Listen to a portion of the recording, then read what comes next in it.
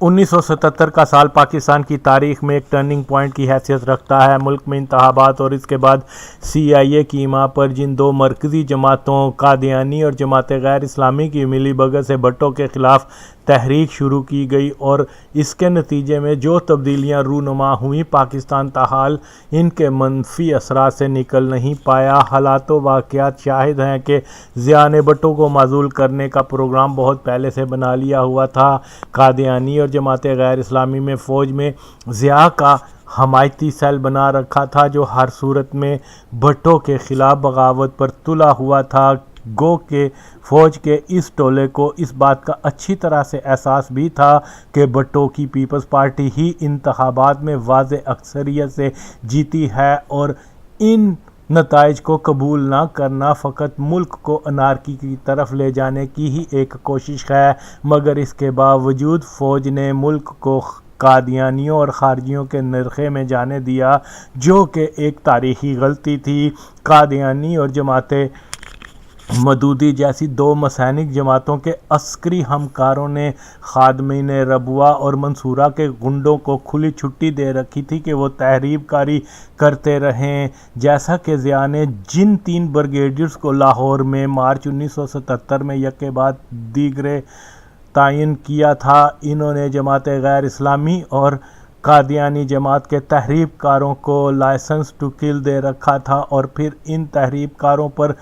گولی چلانے سے انکار کرنا مارشل لا لگانے کا ابتدائی عملی قدم تھا۔ ان بریگیڈیئرز میں سے 2 قادیانی تھے اور ایک جماعت غیر اسلامی کا حامی تھا۔ پاکستان کی ایجنسیوں اور GHQ کو علم تھا کہ ربوہ اور منصورہ CIA کے پلان پر پاکستان میں اس بھٹو حکومت کو ختم کرنا چاہتے ہیں جو پاکستان کو ایک بہت بڑی طاقت بنانے کے لیے دن رات محنت کر رہی ہے، اور یہ کہ قادیانی اور جماعت غیر اسلامی کے مسعود محمود، رفیع رضا، افضل سعید جیسے سول سرونٹ وزیر اعظم کی جاسوسی کرتے تھے اور اندر خانی ضیاء سے ملے ہوئے تھے۔ ہمارے اداروں اور جرنلز کو معلوم تھا کہ بھٹو مخالف تحریک میں ربوہ اور منصورہ کے خفیہ تہہ خانوں سے نکلا اسلحہ دہشت گردی پھیلانے کے لیے استعمال ہو رہا ہے۔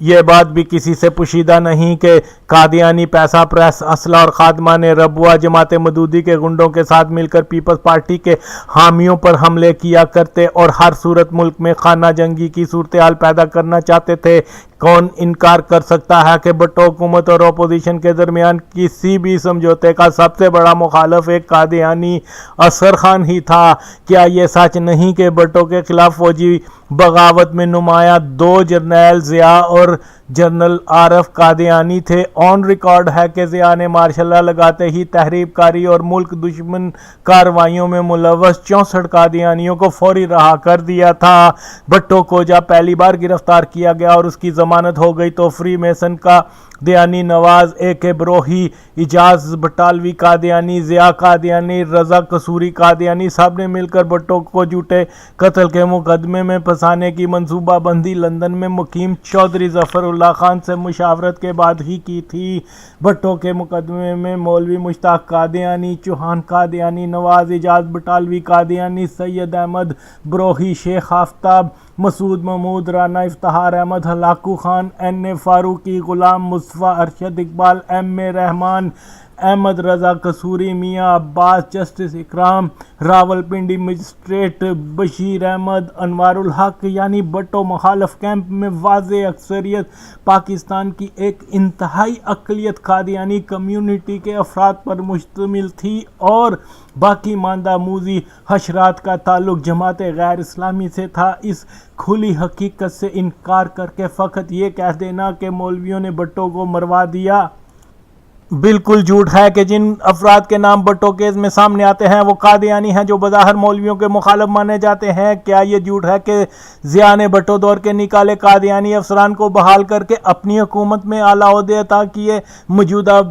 قادیانی خلیفہ مسرور اور اس کے ساتھیوں کو افریقہ سے بلوا کر وزارت مالیہ میں کلیدی عہدے दिए। मेजर जनरल अब्दुल सईद कादियानी को बहाल किया, उसको चीफ मार्शल एडमिनिस्ट्रेटर बलोचिस्तान लगाया। उसका बाप जो डॉक्टर सैयद खान लाहौरी अहमदिया का खलीफा था को ज़मीनें अलाट की गईं।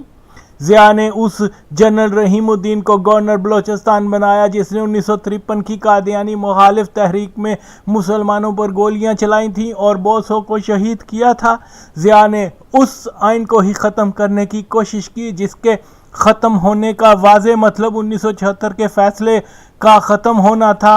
ज़िया ने भुट्टो को फाजिर और फासद कहा और जिन मेंबरान कौमी असम्बली ने कादियानियों के खिलाफ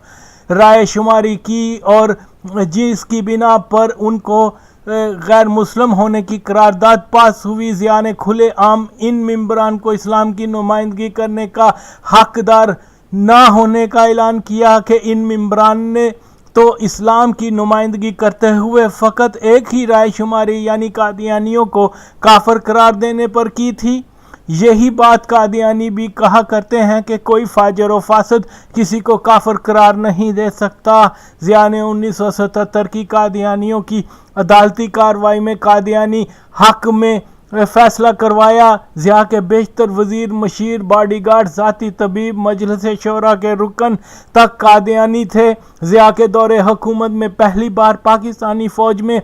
530 के करीब कादियानी फौजी अफसरान बने कि जिसका वजीर खारजा यकूब खान तक ने कौमी असम्बली में चर्चा किया। इसी तरह से ज़िया ने deputy governor state bank of Pakistan Syed Ahmad Qadiani को ज़कात कमेटी का कलीदी ओहदा दिया। ज़िया की सिफारिश पर ही सऊदी अरब में सऊदी मॉनेटरी एजेंसी का मशीर आला बनाया उसको। एक तरफ कहा जाता है कि सऊदी हुकूमत और ज़िया कादियानी मुखालिफ थे, मगर मैं हर लिबरल फाशिस्ट और उनके इत्तेहादी लाल मस्जिद वालों से पूछता हूं कि ऐसे बेतुके झूठ बोलने का कोई फ़ायदा नहीं। इसलिए सवाल करता हूं कि अगर ज़िया और सऊदी वहाबी हुकूमत कादियानी मुखालिफ थे तो जब कादियानी गॉडफादर ज़फ़रुल्लाह खान बीमार पड़ा था तो फिर ज़िया और सऊदी सफ़ीर उसकी इयादत पर क्यों जाते रहे? सऊदी हुकूमत की तरफ से उसकी जल्द सेहतयाबी के लिए वहाबी इमाम से दवा सेहत के पैगाम क्यों देते रहे? 1953 तक तमाम इस्लामी दुनिया को मालूम हो चुका था कि कादियानी कौन है और उनके मजहबी अकायद क्या हैं और ये लोग ख़त्म नबूवत के ही मुनकर हैं, मगर सऊदी हुकूमत ज़फ़रुल्लाह खान और इसके अलावा दीगर शनाख्तशुदा कादियानियों को हज उम्रा अदा करने की इजाज़त दिया करते, जो इजाज़त आज तक जारी है। रिकॉर्ड के मुताबिक ज़फ़रुल्लाह खान 1959, 76, 78 और 80 तक सऊदी अरब जाकर हज उम्रा करता रहा और सऊदी शाही महल में क़याम किया करता और सऊदी अरब हुकूमत मौजूदा दौर में भी कलीदी कादियानियों को ऐसा ही प्रोटोकॉल अता करती है। इससे कबल बता चुका हूँ कि एक पीपल्स पार्टी के कारकुन जो एक संगीन जुर्म के इल्ज़ाम में गिरफ्तार हुआ था, एक कादियानी लड़की की सिफारिश पर रहा हुआ था। हैरान कुन इंकशाफ यह है कि 1983 में चौधरी ज़फ़रुल्लाह खान जो अपनी ज़िंदगी के आखिरी दिनों में लाहौर आ गया था, इसने ज़िया को लड़की के महबूब को फौरी रहाई का हुक्म दिया जो फौरन पूरा किया गया था। ज़ाहिर है जो कोई इस वाक़े का गवाह होगा तो वो लाजमी ज़िया और कादियानियों को एक ही जानेगा, ख्वाह कोई कितने ही अफसाने कर ले कि ज़िया कादियानी आपस में दुश्मन थे। कादियानी मुबल्लिगों का लेफ्टिस्ट बन ज़िया के मुखालिफ कैंप में शामिल हो जासूसी करने का कोई भी शाहिद ज़िया कादियानी हमकारी से इनकार नहीं कर सकेगा। लीबिया गुरिल्ला तरबियत के लिए भेजे जाने वालों में खुफिया कादियानी दस्ता जिसको इंटेलिजेंस एजेंसियों ने ख़ास तौर पर लीबिया भेजा था, जो बंदा इस तमाम हकीकत का चश्मदीद होगा उसका तो कामिल यकीन होगा कि ज़िया और कादियानी आपस में मिले हुए थे। जिस इंसान ने अजियत खानों में कादियानी अफसरान का जुल्म और सितम अपने जिस्म पर सहा होगा वो कभी भी इस हकीकत से इनकार नहीं कर सकेगा कि कादियानी नेटवर्क ज़िया हुकूमत का एक अहम सतून था। गो के ज़िया के कादियानी होने और कादियानियों पर नवाजिशें करने के बहुत से हवाले भी हैं, जिनमें चंद एक हवाले बयान किए हैं। मुझ जैसा आदमी जो गवाह हो कि समनाबाद का कादियानी बशीर अहमद ضیاء مخالف عناصر کی خبریں ماشاء اللہ والوں کو دیا کرتا تھا، کیسے قبول کر سکتا ہے کہ ضیاء اور قادیانی اتحادی نہیں تھے؟ کابل میں ولید بھائی کی کہی ایک سرسری بات کہ ضیاء نے قادیانیوں کو اپنے دور میں بہت نوازا۔ قادیانی ضیاء ہمکاری اور ضیاء کا خود مرضی ہونے کے موضوع پر آج میری بہت سی آڈیو کا موجب بنی ہے۔ میں کوئی ضیاء دور کے حکومتی ڈھانچے کا فرد نہیں کہ اس بابت کسی اندرونی معلومات یا تجربے اور مشاہدے کا دعویٰ کروں۔ ہاں البتہ میری سیاسی جدوجہد کے دوران چند واقعات جن کا میں شاہد ہوں، جن کی کچھ تفصیل اپنے بیانات یا تحریر کی شکل میں دی ہے، جن کی بنیاد پر بغیر کسی ہچکچاہٹ کے اپنے واضح اور دو ٹوک بیان کے ضیاء ایک چھپا قادیانی تھا اور بھٹو کے خلاف تحریک ماشاء اللہ پھانسی پاکستان کو ایک مذہبی جنونی ریاست بنانے تک کے تمام مراحل میں قادیانی ہاتھ تھا، جس میں جماعت غیر اسلامی ان کی کہیں تو کھل کر اتحادی بنی اور کہیں در پردہ حامی بنتی نظر آتی ہے۔ سیاسی جدوجہد کے واقعات کے علاوہ پردیس میں رہتے چند کتب کے حوالے انٹرنیٹ ہی میری اس درست تحقیق کا ذریعہ بنے کہ ضیاء قادیانی تھا اور اس کا دور قادیانیوں کا سنہرا دور تھا۔ آج پاکستان جن گوناگون مسائل کا شکار ہوا ہے، یہ ایک ضیاء قادیانی اور دین فروش وہابی دیوبندی جماعتی نام نہاد سیکولر اور لبرل کی ہمکاری اور منصوبہ سازی کی ہی وجہ سے ہے، اور بلا شبہ کوئی کمیونسٹ دہریہ ہو، خارجی کتا ہو یا قادیانی نواز روشن فکر کسی بھی طور پر میرے دعوے کو رد نہیں کر سکتے انشاءاللہ کہ یہ عناصر مختلف لبادے اور جھوٹ و مکر کو فریب تو دیتے ہیں مگر کام اسلام و پاکستان دشمنی کے ہی ناپاک مشن پر گامزن ہیں۔ میرا یقین ہے کہ ضیاء کی اصلیت، اس کے خاندانی پس منظر، ضیاء کی اہلیہ کے بارے میں مکمل معلومات، اس کے برٹش آرمی میں شمولیت، اردن میں فلسطینی فدائین کے خلاف آپریشن ماشاء اللہ لگانے، ضیاء کے فوجی اور غیر فوجی رفقا پر ٹھوس جانکاری اور اس کے دور حکومت کے ریکارڈ کی دستاویز اور دیگر ذرائع سے ایک جامع تحقیق کی جائے تو اس بات کے مکمل ثبوت مل جائیں گے کہ ضیاء در حقیقت ایک صہیونی ہونے کے ساتھ ساتھ مشرقی پنجاب کے ایک قادیانی گھرانے سے تعلق رکھتا تھا، مگر اپنی قادیانی پہچان کو بہت حد تک چھپانے میں کامیاب رہا۔ قادیانی لیڈرشپ کے ساتھ ہی اس کے مسلسل خفیہ رابطے تھے اور ذوالفقار علی بھٹو کو ذہنی اور جسمانی اذیت دے کر ختم کرنا ایک سوچے سمجھے منصوبے کے تحت ہوا، جس کا مقصد بھٹو کو قادیانیوں کو اقلیت قرار دینے کا انتقام لینا تھا۔ جو لوگ میرے اس دعوے کو کہ ضیاء کا دور قادیانیوں کا سنہرا دور تھا، ضیاء خود ایک چھپا قادیانی تھا، ضیاء کی بیوی شناخت شدہ قادیانی تھی، ضیاء حکومت قادیانیوں پر مہربان تھی، اور یہ کہ بھٹو کو ذہنی اور جسمانی اذیتیں دے کر پھانسی دینے میں قادیانی ہاتھ تھا کو رد کرتے ہیں تو ان سے گزارش ہے کہ وہ پہلے میرے بے شمار ایسے حوالوں کو رد کریں جن کی روشنی میں اپنے دعوے پر ثابت قدم ہوں۔ اگر وہ دلیل و سند نہیں رکھتے تو قبول کریں کہ ضیاء ہرگز قادیانی مخالف نہیں تھا، بلکہ ربوہ مافیا کا ہی ایک کردار تھا۔ دیے سے دیا جلتا ہے، سچ دائمی پنہا نہیں رہا کرتا، اس لیے یقین کامل ہے کہ ایک وقت ضرور آئے گا کہ ضیاء دور کی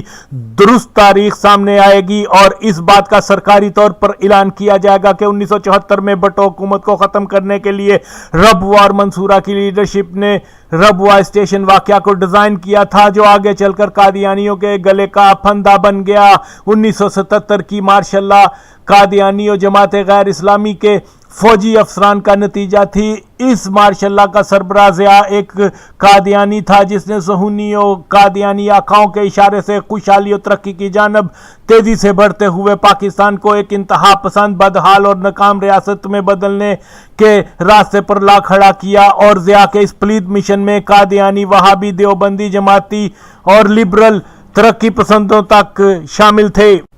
انشاءاللہ ایسا دن بھی آئے گا کہ سنا جائے گا کہ ضیاء قادیانی کی قبر مسلمانوں کی مسجد کے صحن کی بجائے ربوہ کے قبرستان میں منتقل کی جا رہی ہے۔ ایسا ضرور ہوگا، یہی پاکستان کی تقدیر ہے، یہی ولیوں کے آستانے پاکستان کا نصیب ہے، جس کو نہ تو قادیانی، وہابی، سیکولر NGO اور ان کے پالن ہار یہود و نصار بدل سکتے ہیں۔ قادیانی اگر اپنے اس دعوے میں سچے ہیں کہ وہ قانون کا احترام کرتے ہیں تو 1974 کے بنائے قانون کا احترام کریں اور ناموس رسالت صلی اللہ علیہ وسلم یا या ख़त्म नबूवत के मुस्लिम अकीदे से छेड़खानी मत करें। गैर मुस्लिम की हैसियत से इस मुल्क के शहरी के तौर पर जी और जीने दो के असूल के तहत रहें तो कोई मसला नहीं। हम मुसलमानों का अकीदा है कि नबी सल्लल्लाहु अलैहि वसल्लम के बाद कोई नबी किसी भी नाम और तारीफ के साथ नहीं आएगा। मोहम्मद सल्लल्लाहु अलैहि वसल्लम के बाद हरगिज कोई नया नबी नहीं आएगा। सिलसिला नबूवत खत्म हो चुका है और अगर कादियानी एक पुरअमन कम्युनिटी है, मुसलमानों के इस अकीदे का एहतराम करें, वरना दूसरी सूरत में मुल्क में तसादम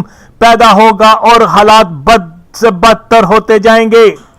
जिसका तमाम तर फायदा पाकिस्तान में दहशत और फितना पैदा करने वाले कादियानियों के इत्तेहादी वहाबी देवबंदी और जमाती ही उठाएंगे। अगर कोई इंसान दोस्ती का दावेदार है तो इंसानों के दीनी अकायद का भी एहतराम करे तो दुनिया अमन और सुकून का गहवारा बन सकती है। पाकिस्तान नबी सल्लल्लाहु अलैहि वसल्लम के आशिकान का गहवारा है, कलंदरों वलियों जैसे इंसान दोस्तों की सरजमीन है, इसलिए यहाँ ना तो कादियानी और ना ही खारजी अपने अज़ाइम में कभी कामयाब हो सकेंगे। इंशाअल्लाह कानून